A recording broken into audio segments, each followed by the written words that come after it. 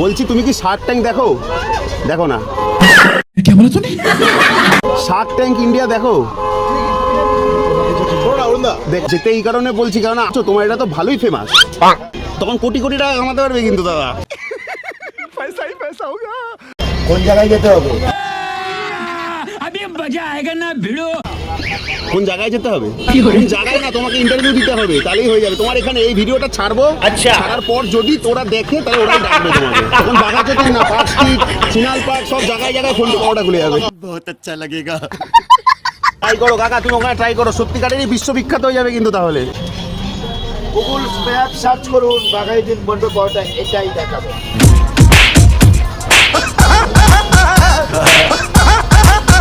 হয়ে গেছে, পয়সা টয়সা দেওয়া, একটাই খালি কথা বলার। যদি শার্ক ট্যাঙ্ক থেকে ডাকে তুমি যাবে কি যাবে না? যাবে তো? কথা দিলে? আচ্ছা ঠিক।